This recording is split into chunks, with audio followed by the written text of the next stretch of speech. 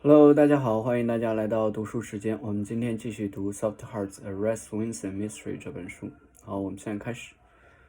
The nephew claims your mother gave him the dragon mask as a gift, I said. She was known as a very generous gifter. Do you think that it's possible she really did give the boy the heirloom, especially if she learned he was interested in theater? I suppose, but after this note, our waiter came. I ordered for myself and Lydia, for whom the menu must have appeared here.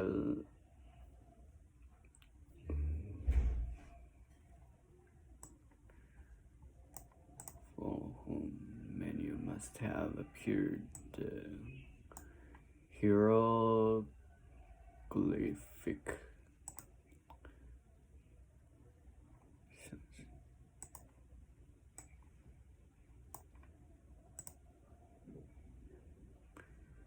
Writing consider of the hieroglyph. Angela handed her menu back without ordering anything. I looked at the note more closely. Isn't it odd that would-be robber would try to get her to move out of the neighborhood? I don't know, Angela said. What I know is that my mother didn't deserve to be terrorized. She pushed back her coffee, which she'd barely sipped. I've got to drive to Charlotte today, then pack and fly out to Seattle in the morning. Would you do me a favor and deliver this letter to the police?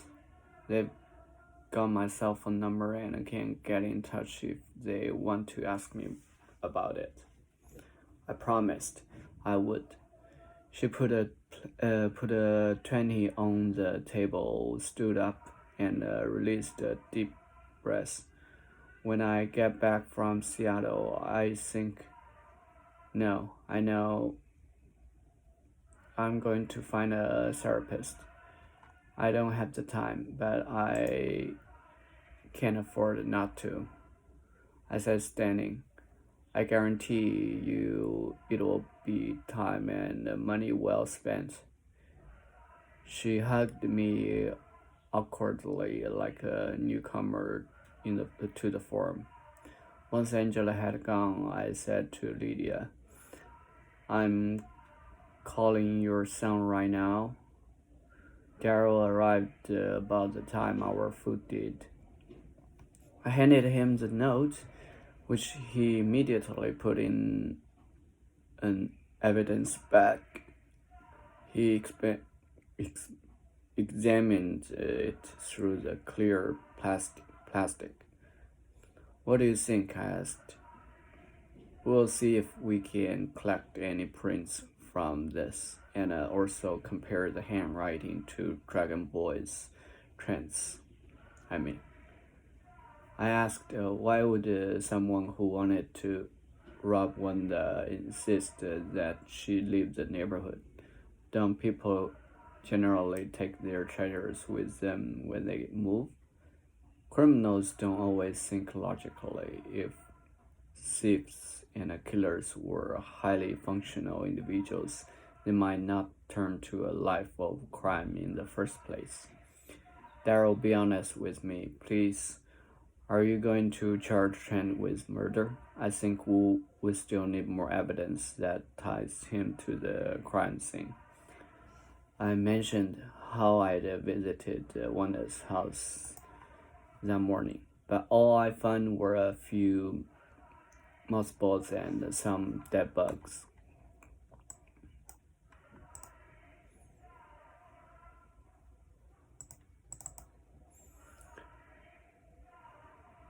Mothball. We think Otis might have found something. Darrow turned to his mother. Mother Otis was seeing. Lydia grabbed the table and shook her head back and forth so hard the table trembled. A couple seated at a nearby table looked our way, alarmed. Darrow tried to placate her. Placate. Make someone less angry or hostile. Placate her. Okay, calm down. We'll talk about it later. Lydia stopped agitating the table, his face red with embarrassment. Darrow turned to me and said quickly, I'll grab Charlie from Jenny's after school. We'll get to the house around 5 and relieve Doris. No need to worry about dinner. We've got Mom covered tonight and for the weekend. Actually, I'm about to go home and put something in the slow cooker, I said. We can all eat together if that's okay with you. He agreed that was fine. Once Darrow had left, Lydia picked up a breadstick from its breakfast and snapped it into two. Then she snapped the second one. It seemed that I was meant to interrupt. Snap? I asked. She shook her head. I tried again. Break? She nodded. Then she stood up and walked around our table once, holding something imaginary in her hand, which she pretended to place on the table and open. I thought of the briefcase that Angela had brought to our meeting. Briefcase? I asked. Lydia put both hands out and then compressed the space between them. Shorter? I suggested. Lydia nodded. Brief? I said. She shook her head. Case? Lydia's face lit up. Break case. You are going to break this case? Lydia pointed emphatically at me.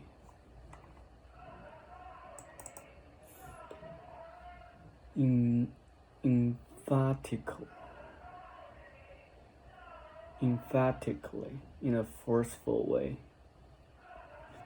Lydia pointed emphatically at me.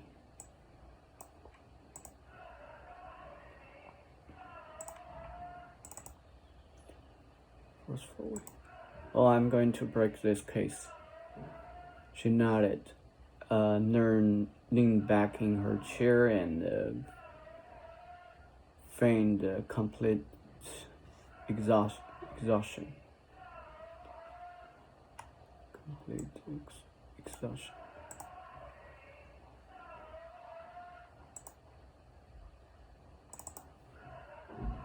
Feigned. Simulating pretending. Exhaustion.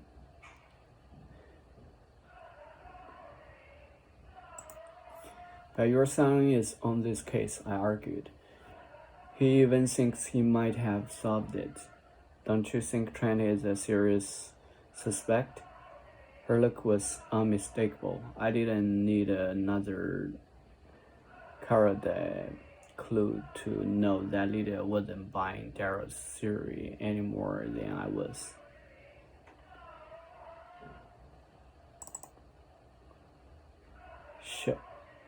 Charade observed the pretense intent to create a pleasant word. Didn't need another charade clue to know the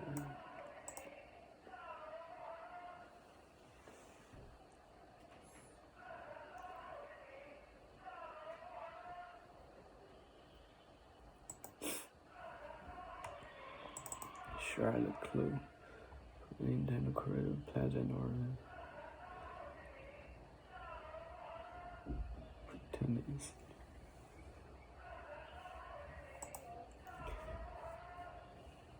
I drove Lydia back to Doris before leaving again. I threw some chicken in Lydia's slow cooker with some cream of chicken soup and Dijon mustard. Dijon mustard. I'd served it over egg noodles. Easy. That taken care of, there was someone else I wanted to visit. I couldn't get my mind off the threatening letter, which I'd taken a photo before handing it over to Darryl. What struck me the most was how personal it was.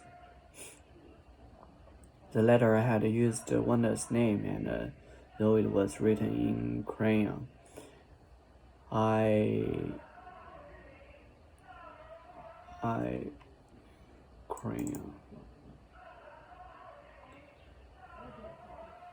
pencil or stick or colored chalk or wax used for drawing, lacked the feel of a prank.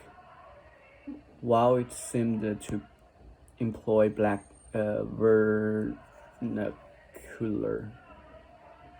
I wanted to be sure I wasn't missing something.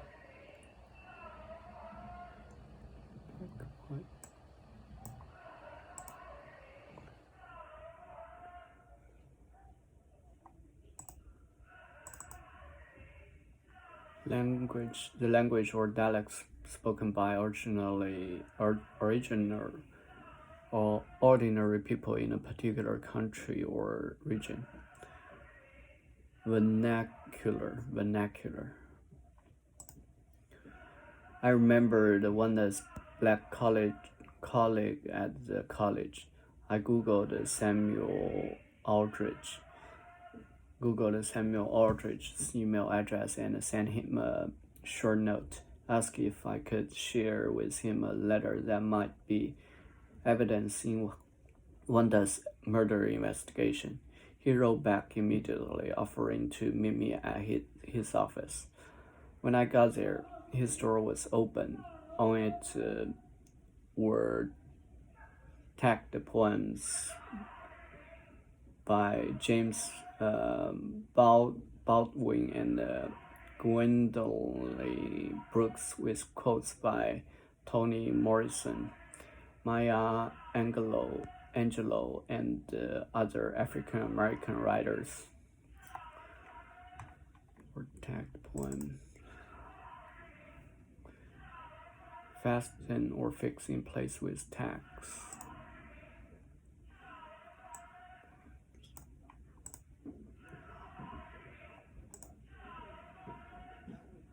He greeted me warmly. I have to admit, this was a most unusual inquiry, he said.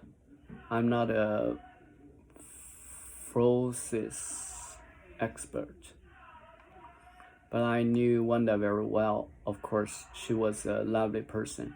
She cared about her students. I heard from him once again all the things that Gary Rowland had told me, how she'd been a quiet, steady instructor for decades running, right up until last year when she became difficult to manage and work with.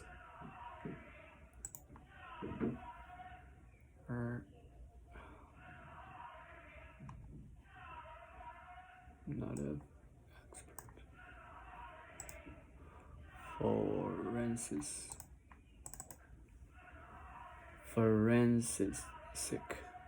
forensic.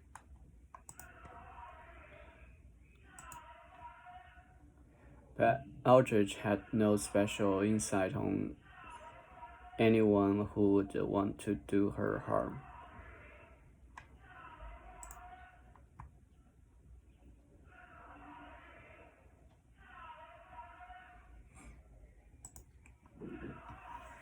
I did ask him about Gary Rowland and what to make of his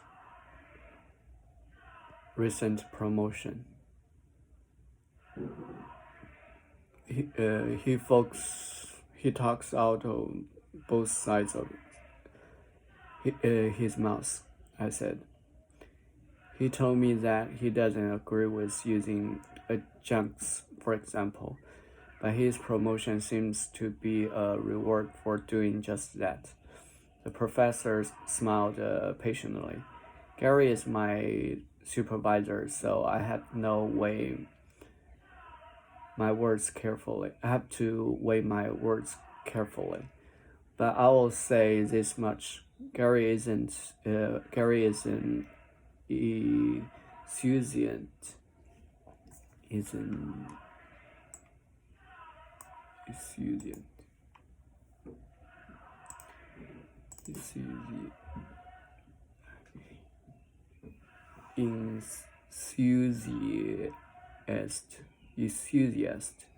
person who is very interested in a particular activity or subject. Is an enthusiast. Gary is an enthusiast.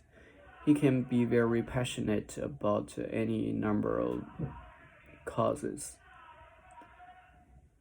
even when those causes seem to contradict one another. He is very enthusiastic about giving the students a good education. He is also very enthusiastic about his career. Make sense? Professor, I was married to an incredible enthusiast for nearly 20 years. Then you know what I'm talking about, he said. Enough said on that. You've got a letter you want to show me. Just a photo of it. The police have the original. I handed him my phone. He put on his reading glass and used his fingers to enlarge and move the letter across the screen so he could read it. 好，谢谢大家，我们今天先读到这里吧，那我们下次再见了，拜拜。